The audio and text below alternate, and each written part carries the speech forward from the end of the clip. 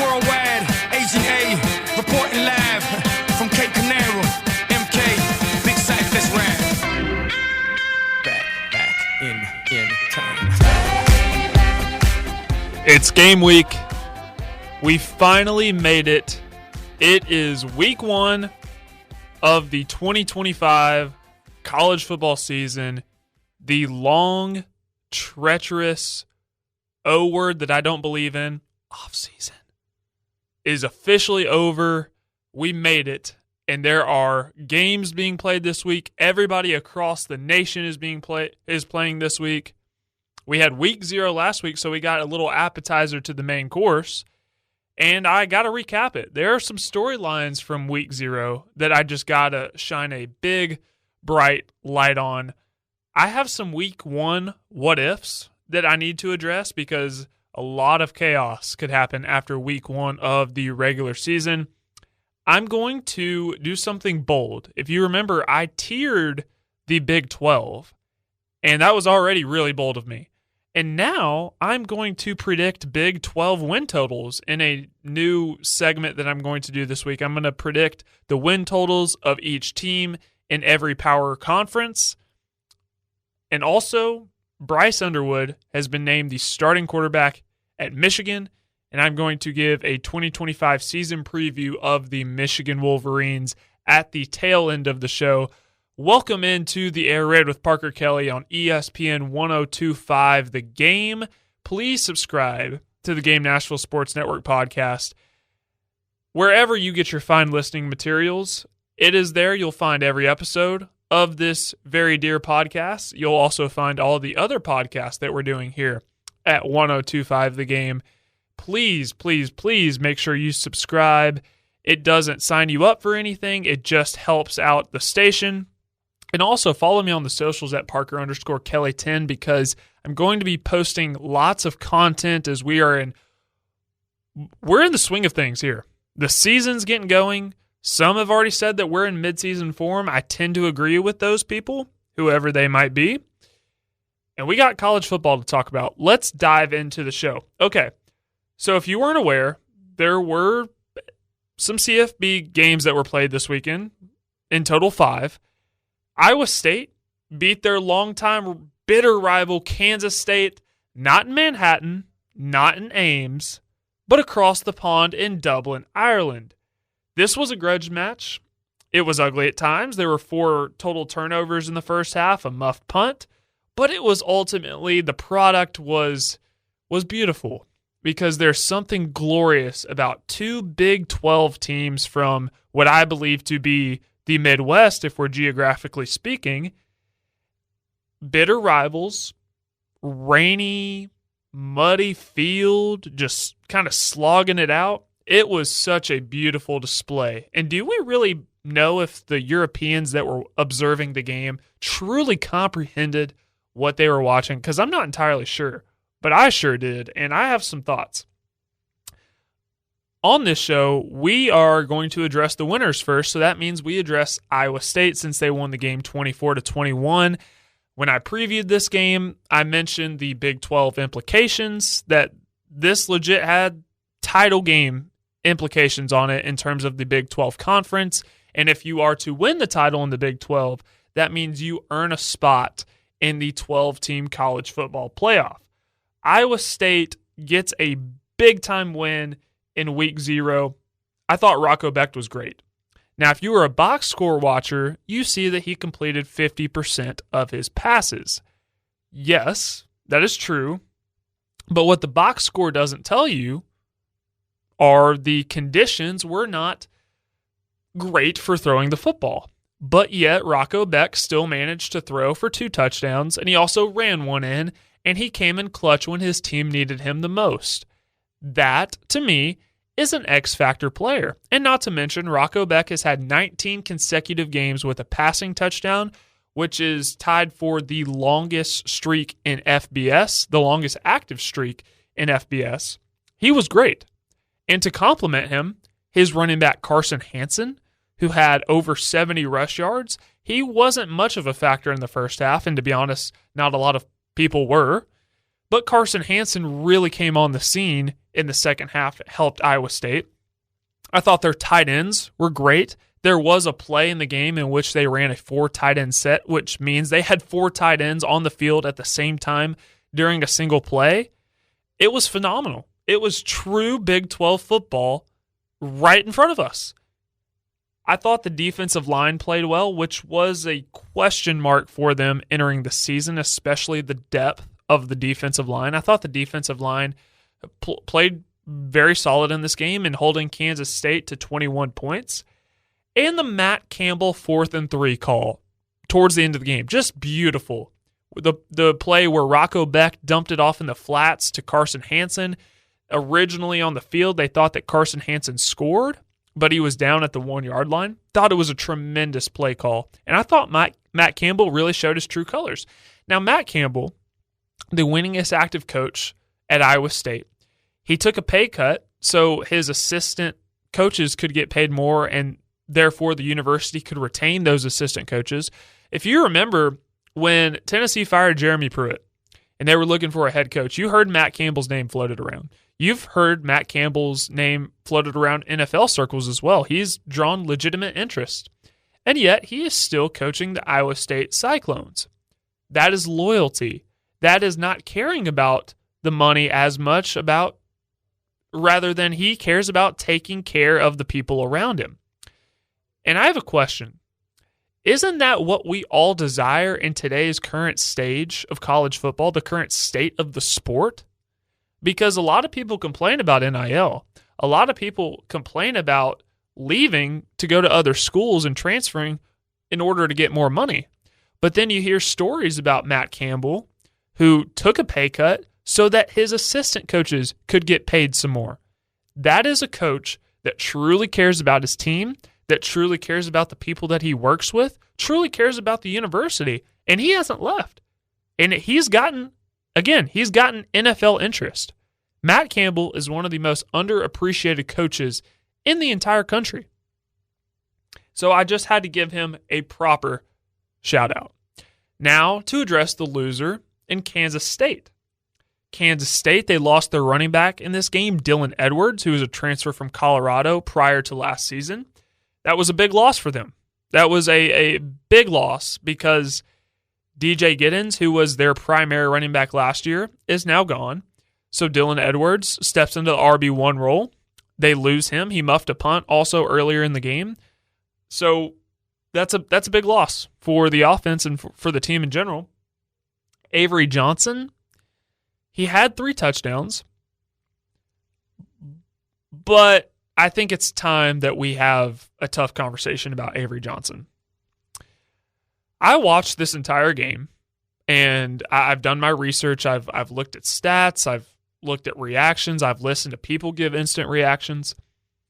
Avery Johnson, when I was watching this game, I didn't think to myself, despite him having better statistics than Rocco Becht, I didn't think Avery Johnson was an X factor for Kansas State. I didn't think he was a game changer. I thought when Kansas State needed a clutch play, yeah, Avery Johnson was good, but I didn't think he was great. So what does that mean for Avery Johnson this season? Is he going to live up for the expectations that media had for him? And I have to address something. I think the media was way too quick to crown Avery Johnson. There have been many comparisons to Johnny Manziel. There have been so many people ready to crown Avery Johnson as the king of the Big 12, and we just got to let him play. We just got to let him play. I think Avery Johnson's a really, really good quarterback, and I don't think this has anything to do with Avery Johnson. He may just only be a really good quarterback. I think it's more so the media's fault for crowning him way too early. And the media did the exact same thing with Nico Iamaleava last year at Tennessee. He had some great performances against Chattanooga and NC State and Kent State, and everybody was ready to crown him the Heisman Trophy winner of 2025, and then SEC play started, and what did we see? Nico Iamaleava was not great in SEC play. He was really good against the group of 5 teams. He was really good against Vanderbilt, but when the lights got bright, there were times where he was good, but he overall was not a great season for Nico Iamaleava. So I think the media needs to calm down on crowning people early and just let them play. And if they are great, if they're elite, that's awesome. And if they're really good, hey, that's okay too. Maybe they just weren't built up to be elite. But we got to stop crowning people way too early. So that's what I wanted to address. I thought Avery Johnson was fine. I thought he was good, but I didn't think he was a game changer. And that's okay. Some other week 0 storylines that I wanted to address. UNLV, they played Idaho State, and they were a big favorite. This is Dan Mullen's debut. And also, I don't know if anybody else had the same issue, but I was trying to find the game, and I was scrolling through Twitter trying to find where I could watch this because it didn't list on ESPN where you view the scores. It didn't list the cable service or the channel that was providing this game. And I saw that Pete Thamel put out on Twitter that this game was on Prime Video. So I go to Prime Video, and luckily I make it midway through the first quarter, so I didn't miss much. This is Dan Mullen's debut. Very excited. Alex Orji, Anthony Calandria, both playing quarterback for UNLV. And they're big favorites against Idaho State. And let me tell you, this was tooth and nail. UNLV squeaked this one out by the skin of their teeth, and they barely beat Idaho State. They win 38-31, but it was not pretty. And I'm sure Dan Mullen wasn't pleased. Like, yeah, they got the win, but I'm sure he thought that they would win by more. But this was notable just because Dan Mullen, he's back in the head coaching game. He's back in college football. Alex Orji, transfer from Michigan, starting at quarterback. Anthony Calandria, the Virginia transfer, also in at quarterback. They rotated them every other series. You got some notable players that are playing for UNLV. Justin Flo, former 5-star linebacker that was committed to Oregon, also played at Arizona. Jake Pope, who was a former safety at Georgia. There were 4 former Florida players that played for Dan Mullen during his time at Florida that are now on this UNLV team. So very notable. But UNLV barely squeaks out a win versus Idaho State. Kansas, they go up against Fresno State. The starting quarterback for Fresno State happens to be the son of a Pro Football Hall of Famer and Kurt Warner, E.J. Warner.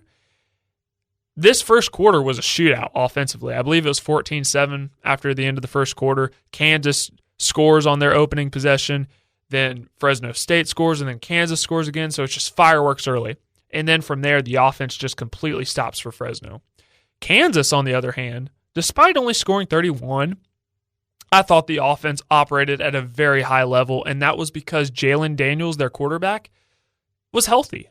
Jalen Daniels has struggled with his health, and I said, and I'm going to repeat again, that Kansas, if Jalen Daniels, their quarterback, is healthy, can easily win 9 games. I think they'll win 8, but I could see them winning 9. Here's the thing about Jalen Daniels. He's got to protect himself because he knows that he's been struggling with his health, with injuries, and he took a lot of big hits in this game. He needs to get down. He needs to slide. He needs to know when to not put on the Superman cape. He can. He is this team's Superman. He's not even just the offense's Superman. He's the team's Superman. They go as he goes. But he needs to protect himself. He took a lot of big hits, like I was saying. And also, I think other players need to develop around him so that Jalen Daniels doesn't feel the need to be Superman all the time. I thought Highshaw, their running back, really, really good performance in this game. But I'd like to see more other players really pop up around him to kind of take the load off of Jalen Daniels. But Jalen Daniels certainly is capable of turning into Superman when need be. It's just you want to keep him healthy so Kansas can be really good. And honestly, I really enjoyed watching their offense operate under first-year offensive coordinator Jim Zabrowski. I'm telling you, if Jalen Daniels is healthy, this Kansas team is going to be really, really good. Western Kentucky beat Sam Houston State. I don't know how many of you were tuned into this game. I personally was. I watched all 5 games and had a split screen going. Western Kentucky put on an offensive clinic. Their quarterback, Maverick McIver. What a name. What a name. I think I'm going to name my son that. Maverick McIver Kelley. Western Kentucky beats Sam Houston State 41-24. And I just wanted to give a shout out to the offense because the offense was really fun to watch over in Western Kentucky. Now, here was the nightcap. I was a little disappointed this game was not played at like 1 a.m. It was played at 6:30 local time, Central Time. Hawaii and Stanford. Now, I've complained about some of the bad things about college football that are going on behind the scenes, but when the season is here, I tune all that stuff out, and I'm just focused on the actual games, and I'm so happy that we have actual games to talk about. Hawaii wins a walk-off against Stanford, and I'm going to use my platform here, the guy talking in front of the microphone, to give a shout-out to Hawaii, two specific players for Hawaii, because for all the bad things in college football, there's 100 more good things, and we saw it on display in this Hawaii game. Micah Alahado, their quarterback, got his foot/ankle rolled up on, I believe it was in the late first quarter, early second, and he played the entire game limping. But he came up clutch when that team needed him the most, tough as nails. This game was awesome. Awesome to watch. So I want to give a big shout out to Micah Alahado. He is from Bishop Gorman, very notable high school in the Las Vegas area. And short little quarterback, but man, the way he played, you would have thought he was 6'6". I mean, he's playing his heart out, and I want to give a big shout out to him. And I'm worried I'm gonna butcher this name because it's a tough one to pronounce, and I'm not always the best with names, but by golly, I'm gonna try. Okay. Their kicker, Hawaii's kicker, Matsuzawa, I think that's how you say it, but forgive me, give me a little bit of grace if I didn't pronounce that correctly. Kanzi Matsuzawa from Tokyo, Japan, learned how to kick a football from YouTube, ended up being good enough to go to a JUCO in Ohio, and then eventually found his way to Hawaii, kicked the game winner against Stanford. And Hawaii has never beaten Stanford in its program's history. Heck, they've never even beaten an ACC school in their team's history, and they snapped a 10-game losing streak to Power 4 opponents. And this guy learned to kick a ball from YouTube. Man, you can really do anything with YouTube. But I want to give a big shout out to this guy because it just goes to show if you truly want something bad enough, you can make it happen. And their kicker certainly did that. And this was just such a fun game to watch. Certainly lived up to the billing, certainly lived up to the hype that I personally had for it. It was absolutely incredible. Week 0, huge success. And now we officially turn the page to week 1. All right, coming up on the other side, I have some week 1 what-ifs, some questions that will be answered. We'll get to that on the other side. You're listening to The Air Raid with Parker Kelley on ESPN 102.5 The Game. Welcome back into The Air Raid with Parker Kelley on ESPN 102.5 The Game. I have some week 1 hypotheticals that I just want to toss out there just to get you as prepared as possible for the amazing Labor Day slate of games. Okay, so my first question has to do with the Auburn-Baylor game. Friday night, 7 p.m. Fox. Auburn travels to Waco to take on Baylor. I think this is going to be a great game. My question is, what if that Baylor defense has Jackson Arnold's head spinning during this game? Jackson Arnold, transfer quarterback from Oklahoma, now goes to Auburn to work with Hugh Freeze to try to fix some of the issues that were present last year. Baylor, a team that is coming off of an 8-4 record last year, they have a good quarterback of their own in Sawyer Robertson. They have a really good defense. Their head coach, Dave Aranda, is defensive-oriented, and he's really worked hard on making that defense a brick wall this year. Jackson Arnold struggled with some turnovers last year, but I don't think all of them were entirely his fault, or that's a whole separate segment in itself. But what if Baylor's defense has Jackson Arnold seeing ghosts out there? What if he throws a couple of interceptions? What if he has multiple turnovers? And dare I ask this question, what if Auburn loses week 1 at Baylor? Because I feel like if you're Auburn and you're wanting to make a statement this year, this is a game you have to win. Imagine the toxicity that would be coming out of Auburn, Alabama, that we'd be talking about nationally surrounding Hugh Freeze's job security. Can you imagine? I think Hugh Freeze is a coach that's on the hot seat this year if Auburn doesn't show massive signs of improvement, and if Jackson Arnold doesn't turn out to be the guy.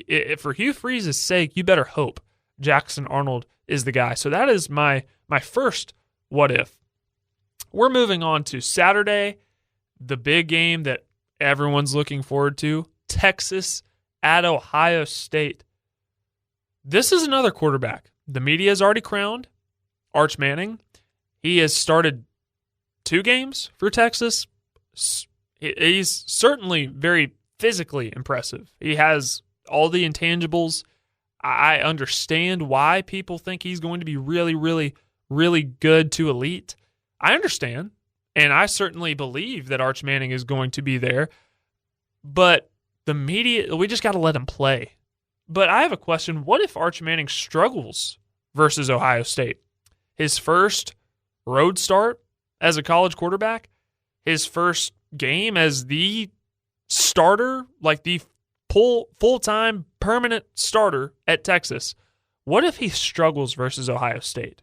Because there is a world in which Texas loses 3 games before Halloween. If you look at their schedule, if they drop this one to Ohio State, they still have to play at Florida and then the Red River Shootout against Oklahoma. All 3 of those games happen before Halloween. So there is a legitimate world, and I'm not saying it's going to happen or it's even likely, but there is a world out there where Texas loses 3 games before Halloween. Imagine the freak out meter if Texas was, let's say, 2-3 going into week 6 of the regular season. And the same can be true about the other side. What if Julian Sayin, his first home start, he's been named the starter for Ohio State. What if he struggles versus that Texas defense? Because there's a chance that we could see 2 quarterbacks versus Texas. I'm not ruling it out of the picture. Julian Sayin, the guy he beat out, Lincoln Kindholz. What if Julian Sayin struggles against Texas? I don't know. What if Thomas Castellanos, the quarterback of Florida State, what if he backs up his words, and what if Florida State beats Alabama? You know, we're talking about the same team that went 2-10 last year, that Florida State.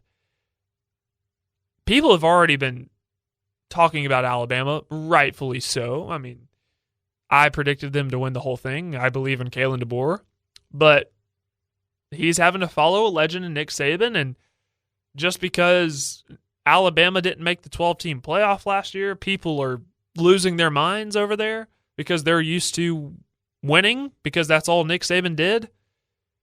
What if Florida State beats Alabama in week 1? More toxicity coming out of SEC country. Again, I'm not saying that these things are going to happen or they're likely. I'm just throwing a hypothetical out there. And what would we think of Florida State if that were to happen? Here's a good one. Did you know that LSU has not won a week 1 game since Joe Burrow and that team in 2019? LSU, under Brian Kelly, 0-3 in week 1 games. What if LSU goes into the other Death Valley in Clemson and loses that game? Brian, do you hear the crickets? Do you hear the tense? You could cut it with a knife. Can you imagine if Brian Kelly and LSU, they lose week 1 to Clemson? We would be singing Clemson's praises. A lot of people are, myself included. But if LSU loses that game, can you imagine the conversation surrounding Brian Kelly and that LSU program? Because I feel like for LSU, this is a game they must win. They got to win it because this is a team that legit believes they're going to contend for a national championship. If you're going to contend for a national championship and you play that schedule, you got to win this Clemson game because you may be able to afford another loss, but if you go 9-3, highly doubt you're going to make the playoff. What if, moving on to Sunday, what if Kyron Drones, the quarterback at Virginia Tech, finds a way to put on the Superman cape and goes crazy versus South Carolina's defense.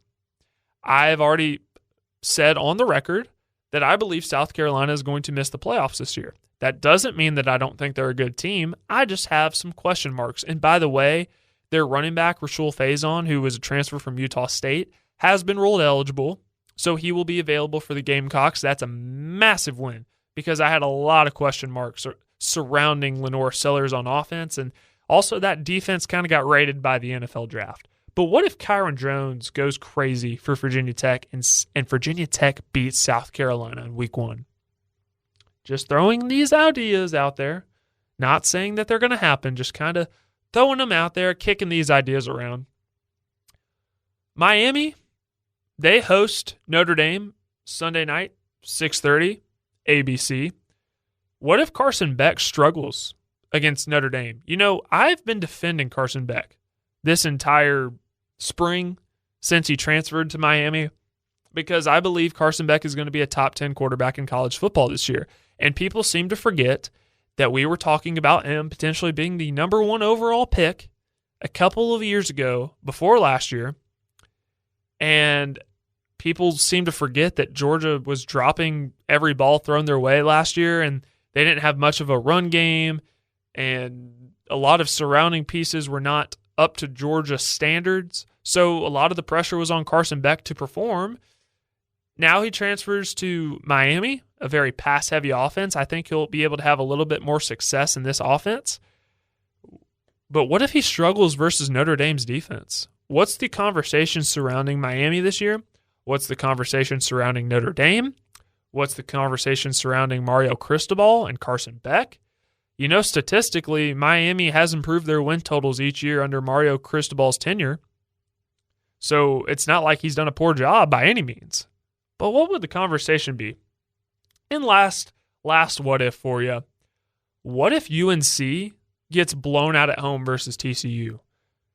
So I'm sure that you've seen that UNC has announced, I believe the series will be on HBO Max, that there will be kind of like a Hard Knocks feature for the North Carolina football team through this upcoming season. I'm actually very excited to watch. And TCU, I believe, is a legit sleeper for the Big 12. I believe they can surprise a lot of people. I believe they have one of the most underrated quarterbacks that nobody's talking about in Josh Hoover. I expect TCU to win this game, but it is at UNC. Nobody really knows what to expect from North Carolina this year, or really at all under Bill Belichick. But what if TCU blows out North Carolina? What does it sound like coming out of Chapel Hill? What does the national media have to say about that? What would that look like? Can you just imagine if TCU were to go into Chapel Hill and win this game like 42-10? Could you imagine the conversation that we would be having surrounding Bill Belichick in North Carolina? Again, these are all what ifs. These are all hypotheticals. Just putting it out there, just kicking these ideas around. So those are my week 1 what ifs. I'd like to, again, be bold, and I would like to predict the Big 12 win totals. We'll do that on the other side. You're listening to the Air Raid with Parker Kelley on ESPN 102.5, The Game. All right, you know me as being one that is really bold, especially when it comes to this show. I've tiered the Big 12 before. We know the Big 12 is the most unpredictable conference in college football, and yet here I am trying to predict the Big 12. I'm going to do it once again. I have Big 12 win totals just ready to go. And I'm going to be doing this for each of the Power 4 teams. I'm going to do this for the ACC, the SEC, and the Big 10. Okay, so first for the Big 12, we're going to start in alphabetical order. So just going in that order. Arizona State, I have at 10-2 because I have this team winning my Big 12. I have them or winning the Big 12 in my bracket. I have them playing Texas Tech and defeating them and getting to the 12-team college football playoff once again. So I don't believe that we're going to have an 11-1 team in the Big 12 just because of how competitive it is. So I have Arizona State going 10-2, but they will be right back in the 12-team college football playoff. Arizona, Arizona's not going to be a good team this year. They have their quarterback back in Noah Fafita, but I just don't trust these surrounding pieces. They lost some players to the portal. They lost some players to the NFL draft, most notably Noah Fafita's biggest target in Tet McMillan.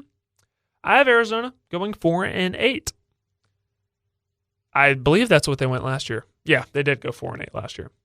BYU, this was a team that had 11 wins last year. They won the Alamo Bowl versus Colorado, went 10-2 in the regular season, and then the bowl game gives them 11 wins. But their quarterback not transferred, kind of. He violated the school's honor code, was going to be suspended, then he decided to leave, and now he's at Tulane. But outside of the quarterback situation, I still have question marks for BYU, and I have BYU going 6-6. Now, 6-6 would be good enough for them to go to a bowl game, but they have a new starting quarterback, Bear Bachmeier, who's a transfer from Stanford. Defense was really good for them last year. I just don't know about the surrounding pieces, so I have BYU going 6-6. Baylor, the Baylor Bears, I have them going 8-4, which is what they went last year. Now, I could look like a fool and be totally wrong because I believe Baylor and TCU both are sleepers for the Big 12 championship. I think they're both contenders, and I could easily see Baylor going better than this and winning the Big 12. And I'll tell you what, that Week 1 game versus Auburn is going to tell me most of what I need to know about how Baylor's 2025 season will go. So we'll have to see. I'm going to predict that game later on this week, so stay tuned for that. Cincinnati.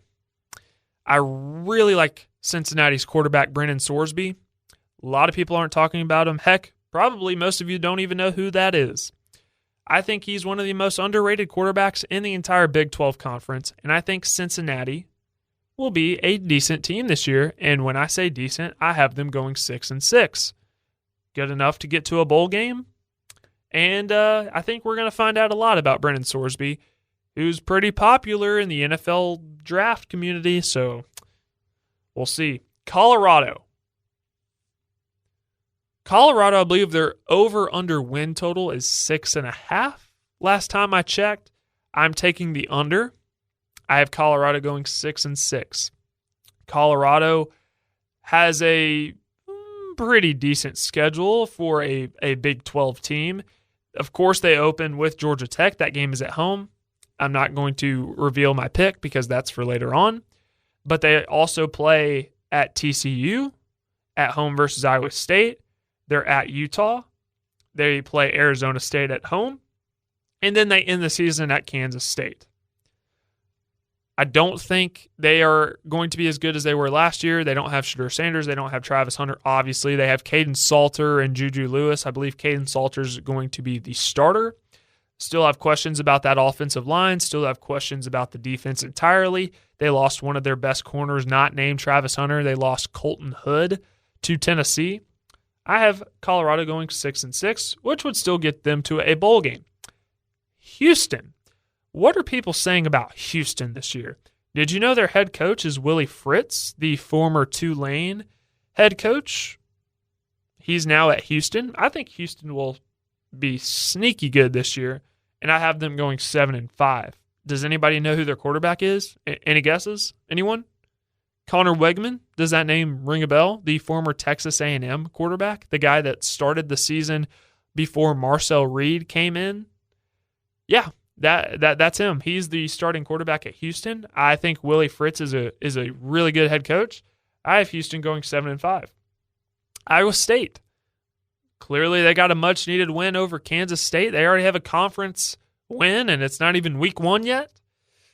I have Iowa State going 10-2, which is exactly what they went last year, which puts them right back in the mix for a Big 12 championship appearance.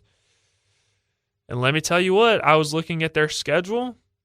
That Arizona State game on November 1st, they get Arizona State at home. That is going to be a game that you want to watch, I can promise. They also have Kansas on November 22nd, which I also think can be a sneaky good game. But I have Iowa State going 10-2. Kansas. I already gave this one away, but I have them at 8-4. But I could easily see this team going 9-3. They do close the season at Arizona, at Iowa State, and at home versus Utah. I think they could potentially, the Missouri game on September 6th at Missouri, that is going to be I'm happy they're bringing this rivalry back, first of all. I hope it becomes an annual thing now that the SEC is mandated that you play a Power 4 conference opponent that is not in the SEC in the non-conference. I hope they keep this game, but that Missouri game, I really think they have a good chance of winning that one on the road. Not predicting anything yet, but just saying, for the record, I have Kansas at 8-4, but could easily see them going 9-3 depending on the health of Jalen Daniels. I don't need to spend too much time on this one. Oklahoma State's not going to be good. There's not 3-9. That's what they went last year. I don't believe in Oklahoma State. They also play at Oregon week 2. So I think that's an interesting helmet matchup because I don't remember how many times we've seen this game played. Just throwing that out there. TCU. I have TCU at 8-4. Same exact record as I have Baylor. I think that's what they went last year in the regular season as well. Could easily see them being better. Josh Hoover, one of the most underrated quarterbacks in the Big 12, one of the most underrated quarterbacks in college football. How about that? So I have TCU going 8-4, but could easily see them in contention for a Big 12 title because, after all, it is the Big 12 and it is so unpredictable. They do play SMU in week 3, which I'm very excited about. They get them at home. If they win that game, that sets them up pretty nicely because they're at Arizona State the following week. They also have to play at Kansas State. They get Baylor at home. They get Iowa State at home. So we'll see. I could see them going 9-3, but we'll have to find out. Texas Tech. Some say that I'm a little biased towards Texas Tech because I'm very high on them.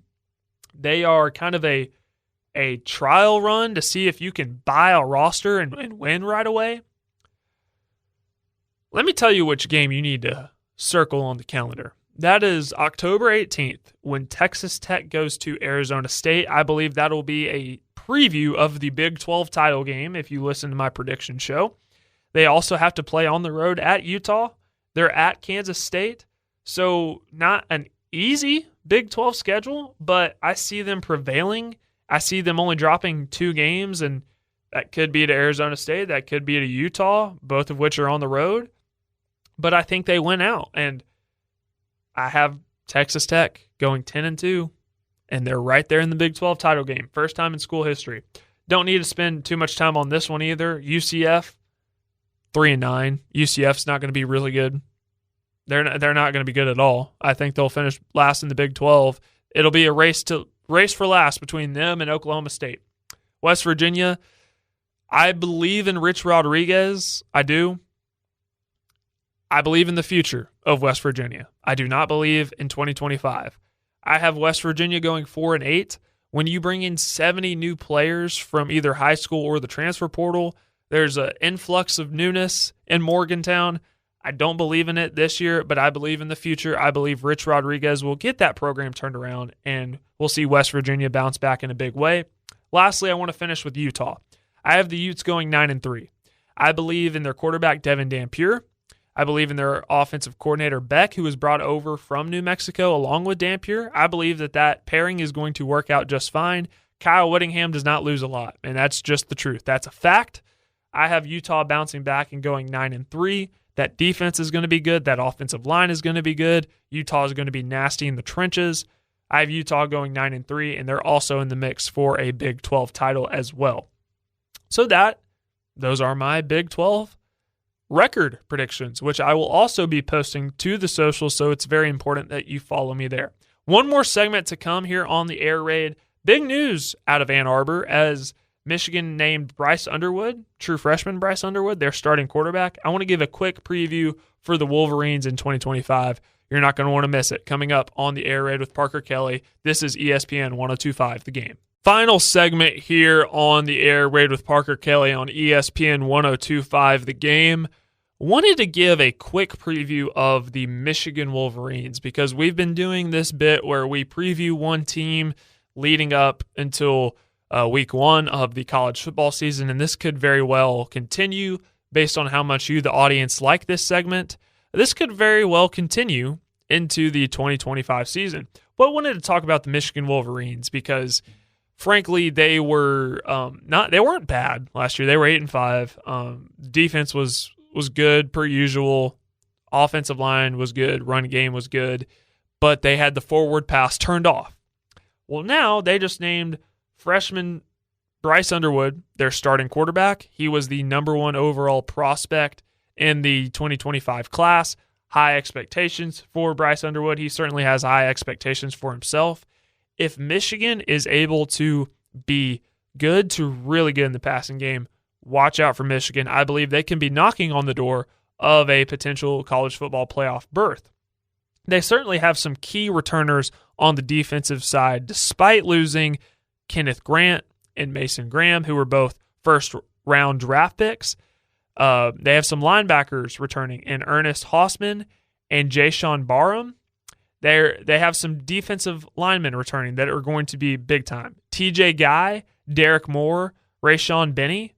Those are certainly 3 names to watch. And some secondary members that are going to be key. Safety Rod Moore, corner Zeke Berry. So certainly some defensive pieces, key defensive pieces that are returning to this year's team. Offensive line, their center returns. One of their guards returns. They have one of their tight ends who was behind Colson Loveland. He's returning. They went out to the transfer portal and they got Alabama running back Justice Haynes, who's going to be huge in the run game. They got some wide receivers to help out Bryce Underwood and Anthony Simpson from UMass and Donovan McCulley from Indiana. Michigan has not had a really good receiver since it seems like Roman Wilson 2 years ago from their national championship team. So they certainly need some help in that category as well. They also went out and they got some defensive linemen to add depth. Defensive lineman Trey Williams from Clemson, Damon Payne from Alabama. They also got a safety TJ Metcalf from Arkansas. So they're loading up defensively. And again, I have no doubt that they'll be able to run the ball well with Justice Haynes. But how will the pass game look? Because if that pass game works, and it works out well with Bryce Underwood, then again, Michigan will be much better than people think, and they will certainly be in the mix for a college football playoff appearance. And if they're in the mix for a college football playoff appearance, then they're in contention for a Big Ten title.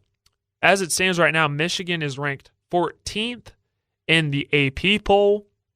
Let's take a look at their schedule. So, the game everyone's talking about, at least right now, the game week 2 at Oklahoma, Sharon Moore's alma mater, that's going to be a hinge point game for Michigan.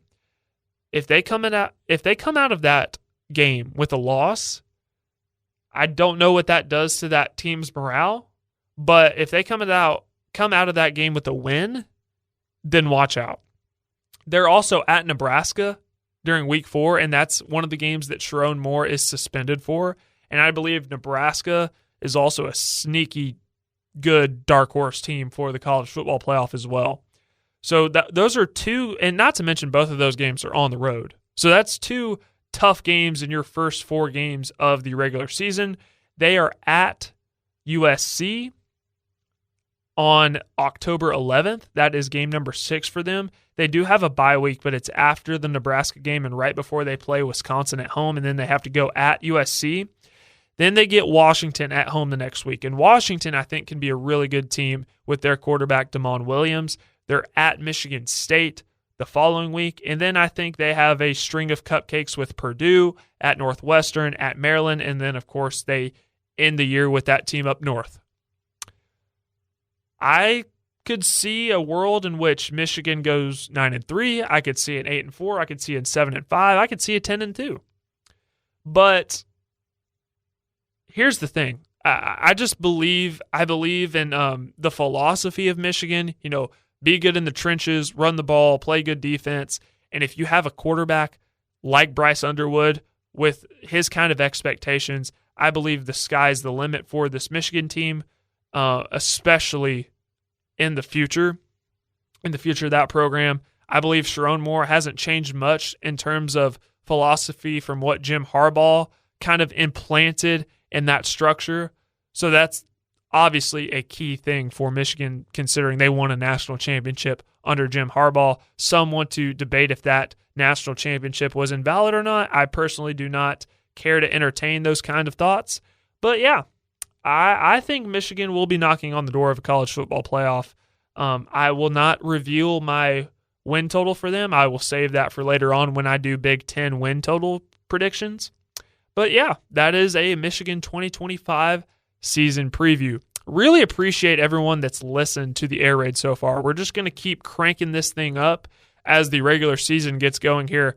The goal is 3 episodes a week, and I'm going to try my very best to give you 3 quality episodes every single week. And please make sure you're following me on the socials as well at Parker_Kelley10 for more content that I will be putting out there. And please make sure you're subscribed to the Game Nashville Sports Network podcast, wherever you get your fine listening materials. I'll have another episode here for you shortly, shooting for Wednesday. So make sure to be on the lookout for that. In the meantime, take care and God bless. I'll talk to you soon.